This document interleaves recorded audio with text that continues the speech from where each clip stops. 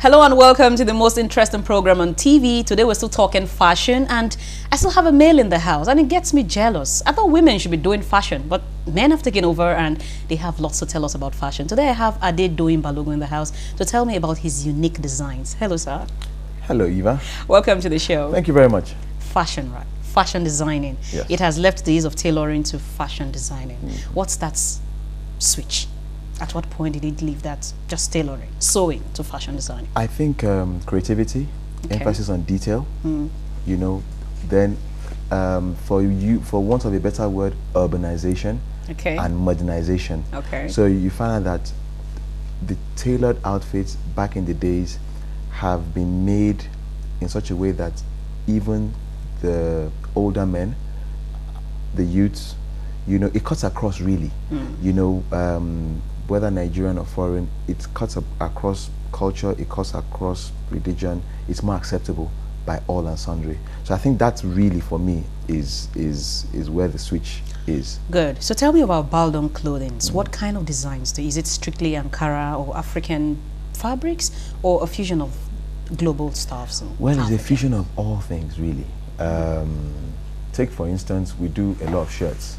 You know, I'm passionate about shirts. I love shirts. What's the craze about shirts? I don't know. I just love shirts. I think they're the most versatile piece of clothing in any body's wardrobe. Is there a little story behind it? Just tell me. About shirts? Yeah. Shirts was what I first started designing, really. Okay. So maybe that's where, and of course with shirts you get to be a bit more creative in terms of vibrancy, material, you know, colors and all that. Especially for men, really the male mold, you know, happens to be a bit limiting.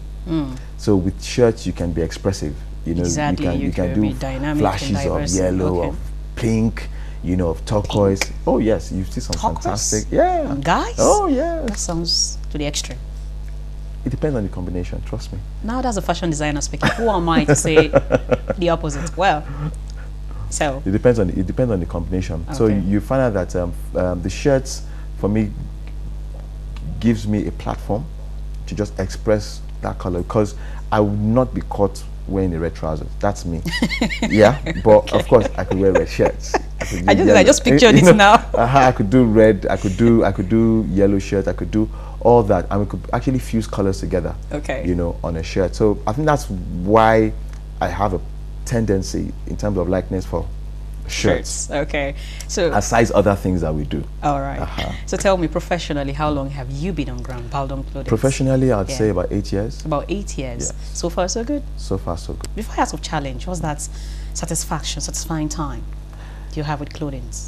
One, when you see a finished product from scratch to finish, and it's out, and you're like, wow, and it meets what you had in your mind's eye. That's one. Two, when you see a client saying, wow, I got into that place and I was a showstopper.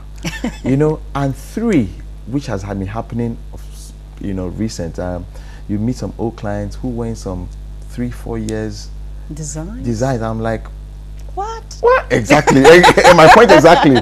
I know the expression. And it's humbling, really, that wow.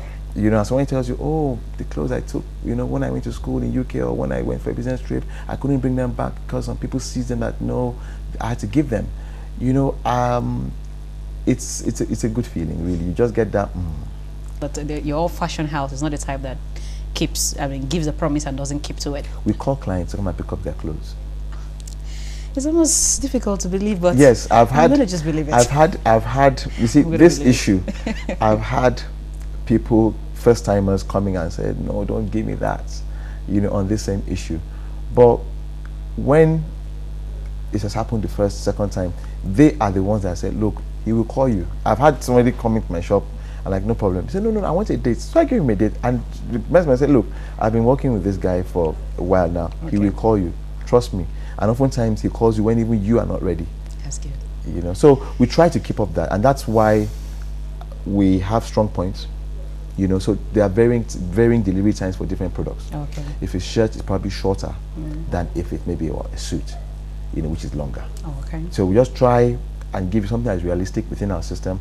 If we can't meet up, we'll call you. Look, sorry, maybe power issues or contingency. Kindly oblige so time, or let's make a backup plan. you know, that's it. That's interesting to note. I need you to talk to a young African. Our parents still frown at it in this 21st century. You want to go? I want to be a fashion. Fashion what? Come on, go read medicine.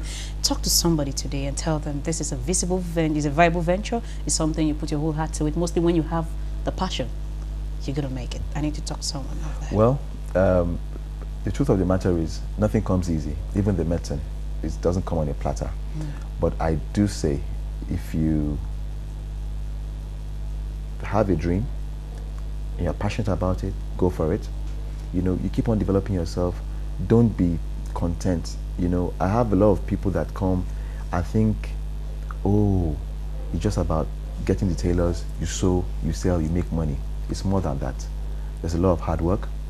There's a lot of self-building. You know, you have to develop yourself. There's a lot of energy you expend even for your tailors, to train them, to mold them. You know, and on this parting shot, I'd want to also say something that helped me, you know, when I was much younger and starting out, because my dad wanted me to do medicine at second degree, and I knew I wanted to do fashion. And somebody said, people might doubt your method, but nobody can contest your results. So strive to achieve results.